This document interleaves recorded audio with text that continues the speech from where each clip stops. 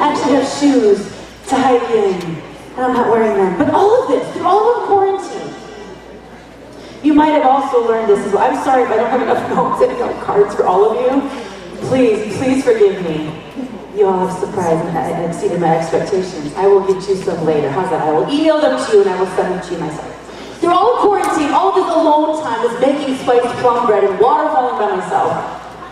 But one thing that I did learn as well, that I did accomplish as well, was the revelation that with all this time at home, one thing that I was starting to truly understand I needed, more than the hiking shoes, more than the check mark of the state parks, and I still have them and I'm super proud of that.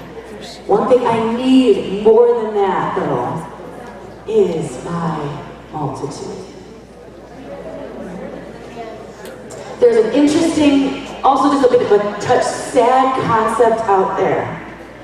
Not sure where it came from or where it originated, or why anyone has ever promoted this, especially in the church. The concept that we can, and even more dangerously, we should do this thing called the Christian walk alone. Now, we just heard some fantastic preaching about how we are not alone.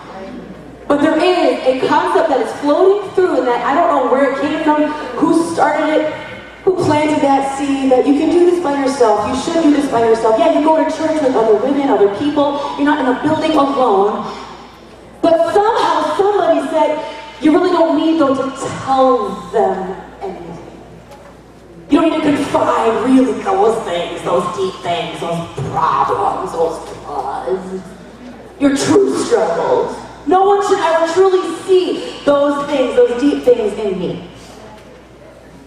I struggled hearing that, not even consciously, but unconsciously hearing, I shouldn't really share those things. I really don't want them to know that about me.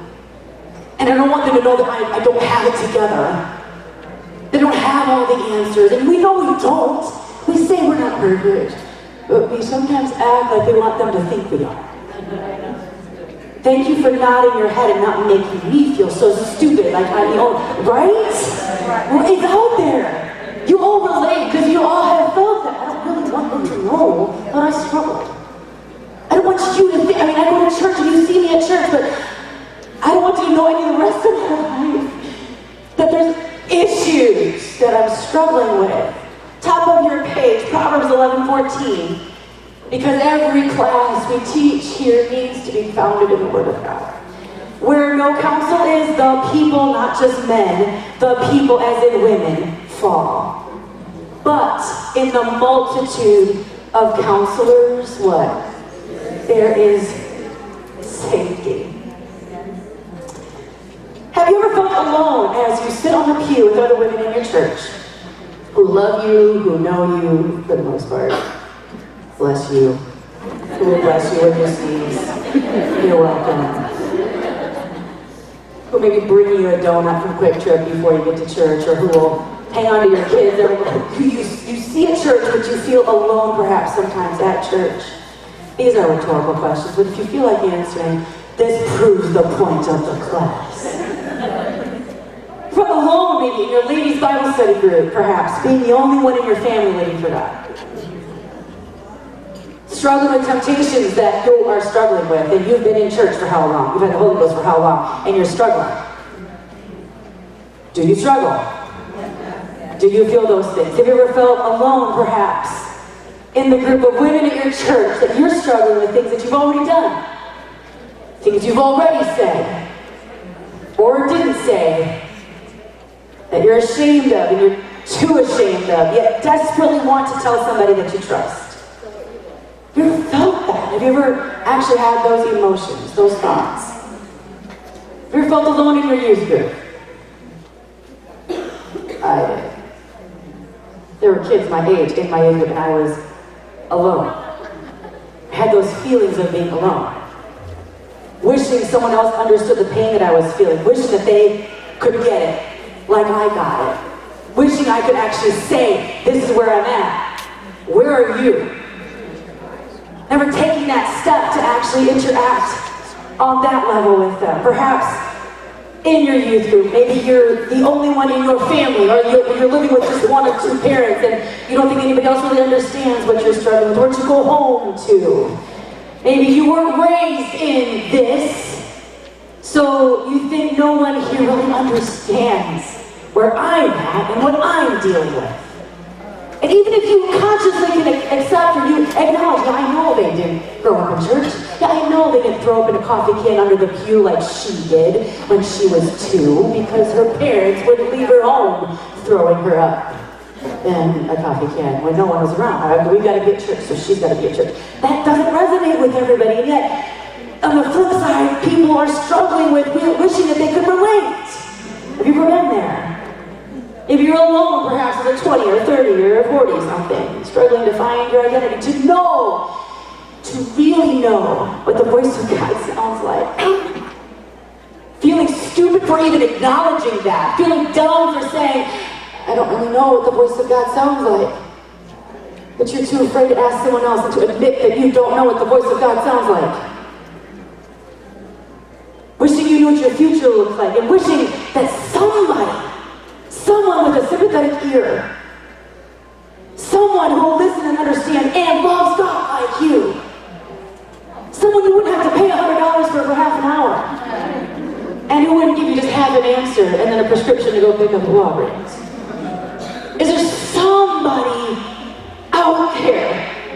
Maybe you're a 50 or a 60. I'm so happy to see the white hair in the room. Thank you for being here. I don't know how old you are, it doesn't matter. Thank you for being here. But maybe you're in the last half of the century of your life, wishing you could just share your hurts, your disappointments, your struggles, because you keep struggling after high school and after college, and after the wedding ceremony is over, and after the 14th child. You still struggle. You still have disappointments. Who's got 14 kids in the room? You're like, wait, what? I've been struggling. Is there any other help out there? Thank you for asking. Yes, there is. It's what you decide that you need. Regardless of how long you've been doing this, regardless of how many ladies retreats you've been coming to, regardless of how many times you've had conversations with people, it's when you decide, I absolutely need my multitude. I cannot do this thing alone. I feel the pressure to try to keep myself to myself, but I have got to make a decision right now and say, yes, Solomon, I need my multitude. What are you talking about? Another word for multitude, I'm going to move quickly. The Bethany translation is your mentors. Here's how it works. The multitude, in my mind, and you get to hear me share my mind with you today, is 2 groups. This is how the mentorship program works. You have 2 arms. All right? You don't have to do it right now because you will punch somebody in the face, and she loves you, but she doesn't want to be punched. So 2 arms. On one arm is the group of women you are reaching to. The women you look up to, and that does not necessarily mean older than you. These are the women that you admire, whose walk with God looks like something you want, and someone who you trust. How you want to be, what they look like. And I don't mean what they look like physically, I mean what they look like spiritually. This is the group on one arm. These are your mentors. Those that you look up to. The other group, the second arm, are the voices in the hearts, the lives looking to you to be their mentor. Because whether you know it or not, whether you like it or not, Charles Barkley said what? I don't want to be anybody's role model. Too bad, buddy. And too late. Eyes are already on you. You are being watched by many somebodies. You may have never considered that. You may think what you do does not matter to anybody. Sorry. You walk into that church building even once a week, and maybe even less, or maybe more. All those things, all those details of you as an apostolic, as a Christian, as a child of God, and all those things are being watched by somebody. So those two arms, these are the ladies that you're looking to, your mentors. And these are the women, girls, young people, even older people looking to you for your life, watching you, following you. They are also, this is the most important part, patterning their understanding of how to live for Jesus after you. She did it, that must mean it's cool. That must mean it's the right way to live. That must mean I should do that, or I shouldn't do that. She said that, that's okay to say. She explained it, that's what the Bible said. Huh. Well, I've never read that. You think what you say, what you don't say doesn't matter. It's not just the pastor influencing these people in the church. It's not just the Sunday school teacher who has the official job. It's not just the ladies director. It's not just the prayer coordinator. It's not just the people on the platform that influence. You are influencing every life in that church. Young and old. I have come to understand that no one is ever too young or too old to need someone to influence them. You are never, I don't care how old you are, precious saint of God, elder in our church, if you are here and living and breathing and you have not yet made it to heaven, you need someone to look up to. You need someone to speak to you. You need someone to give you counsel, give you advice, and give you encouragement, because you need it until you die. Until you get to heaven, every one of us need our mentors. And you're never too old or too young to need someone to influence or someone that looks up to you. I will say this, even the children in our churches, and you know this because you see it as well, are influencing others, and sometimes it's all the adults. Adults will look up to the kids, right? The kids who are so passionate about Jesus, so excited about the Word of God, our Bible quizzing team, people that are watching our kids with a genuine hunger and desire to live for God. So that kid is a mentor. It's true. They are mentoring the 20-year-olds, the 40-year-olds, our 79-year-old elder saint of God is watching the kids. There's no age requirement on this thing. There's no line that says, here you are and here you are simply because of your birthday. Ladies in Wisconsin, in 2022, we need to get this now more than, there's so much buzz about mentorship. There is so much talk out there about big brother, big sister needing somebody. Why does the church not get this more? Why do we not exemplify this more? Why do we not step into this and understand the power of this more? It began with God. That's why it works in the world. Many other concepts and principles that began with God, this is one of them. You think spiritually strong women, you think the spiritually strong women that you look up to are at that place in life because they just sailed out there on their own. They just got in a little canoe and they just started going, that's where I want to go, that's where I'm going to be. Let's try to catch up. I guarantee you they did not. And furthermore, if they are genuinely, truly spiritual, they don't want to be out there by themselves. Amen. They may not have talked about it. You may not have heard their testimony. You may not know the list of mentors that they have called. You don't know the women that they look up to. And that's the point as well. This is between you and your God and where you want to go. Those women that are out there didn't just land there. We're seeing more and more evidence, the desperate need, and most of all, this is the coolest part, the scriptural mandate for this. Thank you, Jesus, and thank you, Solomon. I have a current list of 13 mentors that I look to. I revisit the list every year. I look at the names and I thank God for them. But I keep it updated. I add to, maybe take some off, perhaps if someone has moved on, or I'm not as connected with them anymore, but I have a list currently of 13 that I look to for counsel. I look to them for correction, and I look to them for encouragement. My list includes a sister, a pastor's wife of a small church hours away from where I live.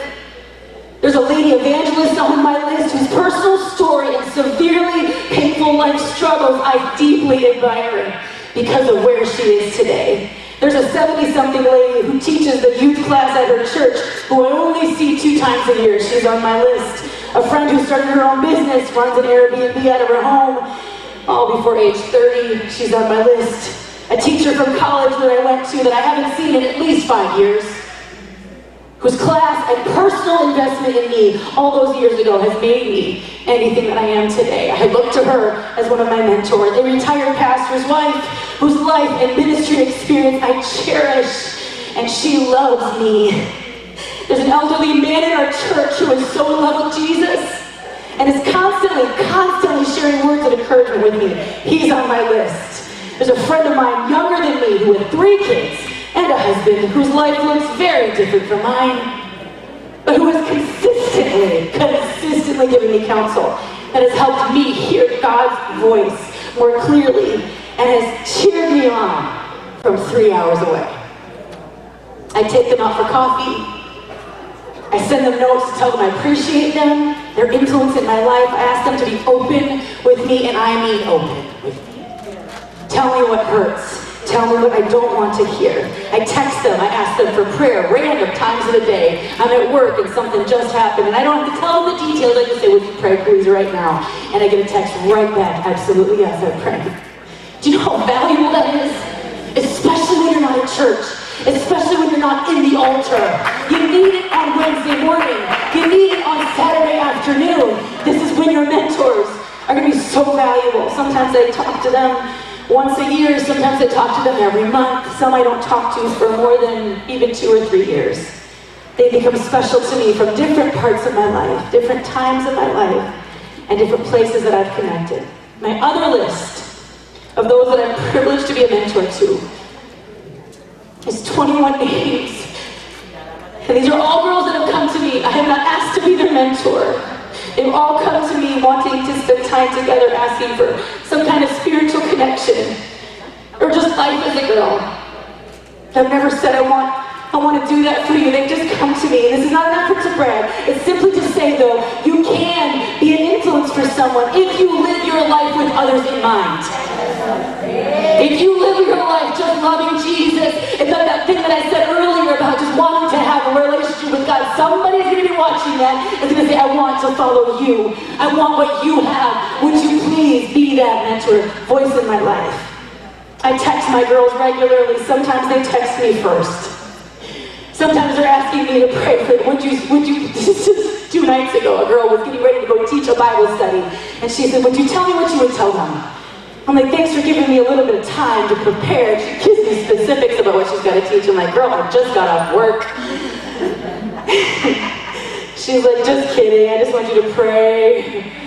I shared just something right off the top of my head, and she texted me later on. She said, Bethany, this is why you are in my life. This is what she said. Sometimes it's a random, I'm thinking of you, I love you, big as Montana today. Sometimes I'll just say that to them. I spend time on the phone with them though as well. I schedule calls with them. And when it's time for me to call them, I'll go and I'll walk around the high school and I'll talk to them. Sometimes it's an hour, sometimes it's 2, sometimes it's 3 hours. By the way, every time I talk to them, God speaks to me through them. Every time. God will confirm something to me or remind me of something that He's been working on me about. Every time. This is why this concept works, because it's God's plan. And He knows how to bless you. He knows how to, but this isn't about you. It's not about you getting any kind of glory, being on anybody's list. It's about God saying, I want to use you and I want to multiply through you. That's what this is about. I send them occasional notes of encouragement, the handwritten kind, with stamps. It's amazing what this will do for your day when a letter or a card or a note shows up on an actual card. something they can keep. This has happened to me over and over and over. I've opened my mailbox and I've read a card from someone who had no idea what I'd be going through that day I received it. They didn't have to know, God knew. And their spiritual sensitivity said, do it now and send it now. She didn't even have to know, but God did. This is why you need your multitude. One other little mentor hack that I like to use, or I picked up, carry special Kleenexes. This is real spiritual. Walmart, Hallmark, Fleet Farm, right?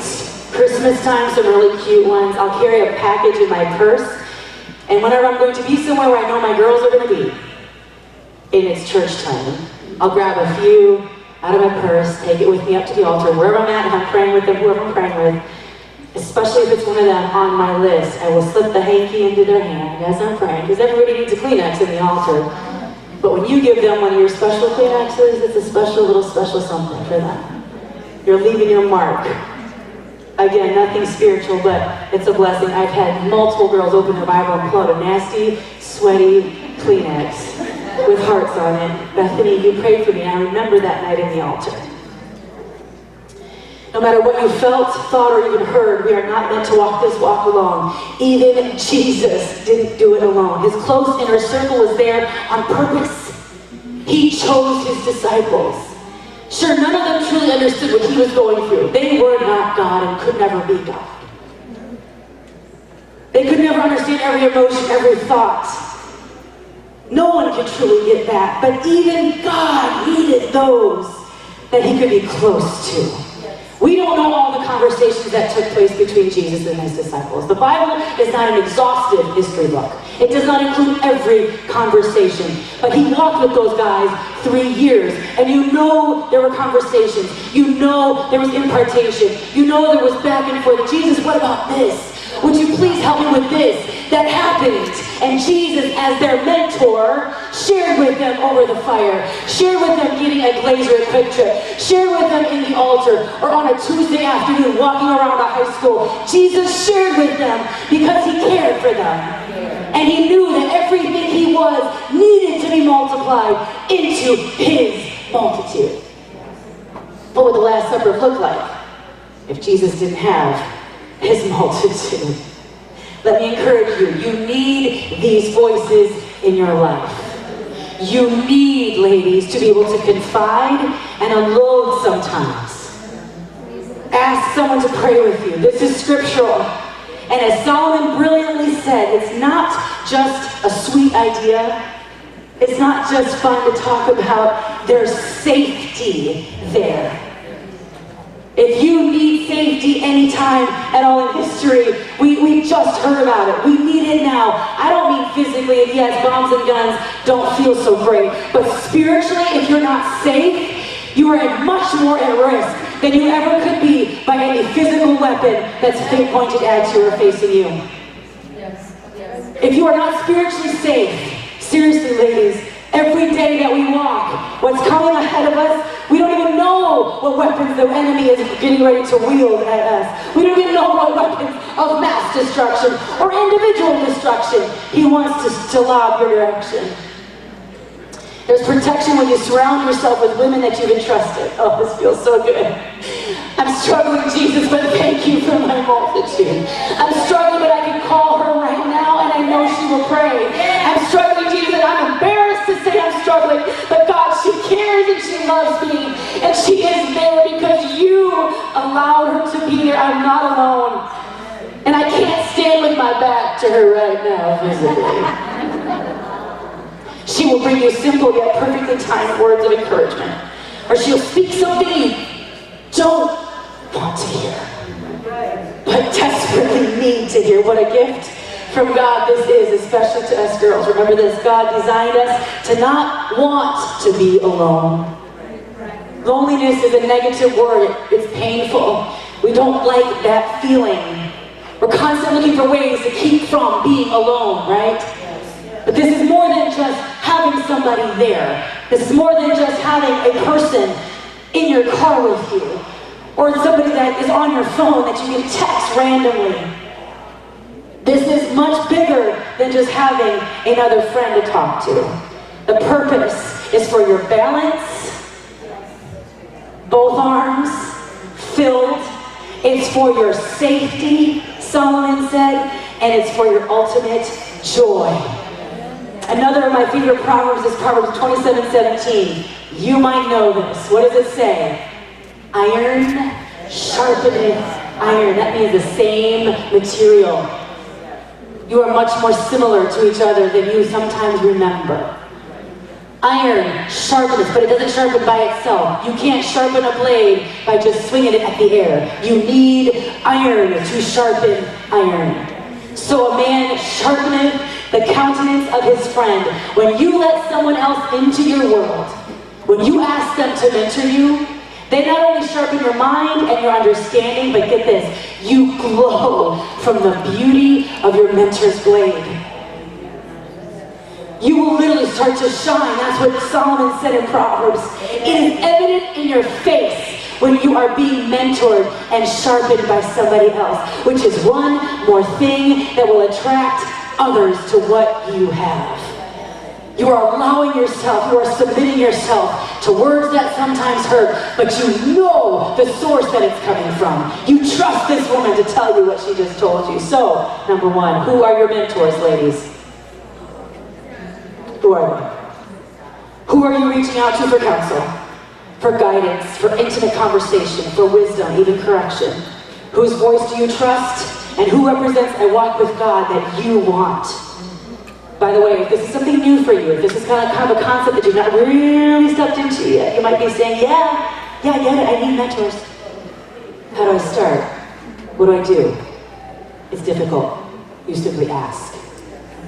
You approach them, be respectful, and you share your heart's desire for them to be a specific, special influence in your life. You simply ask them. Now I'll give you a quick caveat. If the person that you would like to mentor you says no, because sometimes that happens, it's happened to me, simply because their plate is already so full and maybe their list has 397 names on it, that's not a personal dig at you. Perhaps the Lord is saying, let's move on, and that's why you need a multitude. You get a list, multiple names, go on to the next. Number two, who are you mentoring? Look around you in your mind. Who is reaching to you? Who are you investing in?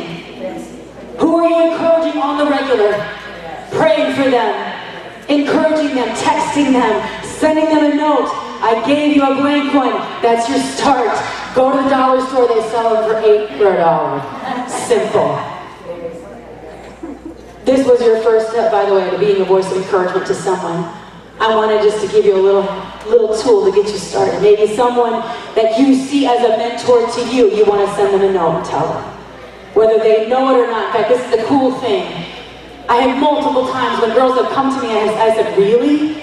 It is such a humbling and responsible thing for you to say yes and actually be that voice to them. Remember, it's not a light thing. This is not just you saying, hey, I like your cute outfit every Sunday. Way more than that. Use your words, you're impacting. Let God speak through you. We need each other, both sides of us. We need the voices that we are reaching to for wisdom, for counsel, and we need these voices that are reaching to us, that we are investing in. We are not a stagnant pond. How many times have you heard that? The Holy Ghost was not given to you to stay there, or just to kind of bubble up and just kind of form this cute little spot. No, it needs to flow out of you. And this is one very important way as the church grows until Jesus comes back. You need to pour yourself into somebody else. Ephesians 4:16, this is how I'm going to end. This is the coolest part. Ephesians 4:16 says, from whom Jesus Christ the head, which was in the verse right before 16, says the whole body fitly joined together and compacted by that which every joint supplieth, according to the effectual working in the measure of every part. This is the coolest part. It maketh increase of the body unto the edifying of itself in love. What does that mean? This mentoring thing is that verse in action. This is how the whole body is fitly joined. You, by loving each other, are making increase of the body. How will the world know that we are his disciples? By the love that we have for each other. Specific love. So, I'm done. Get a mentor or get a bunch and be a mentor. The body and the world needs you. Amen. Thank you for coming. I went over by 1 minute. If you did want some notes and you didn't get any, I will email them to you, I promise. So please find me Facebook or here in person.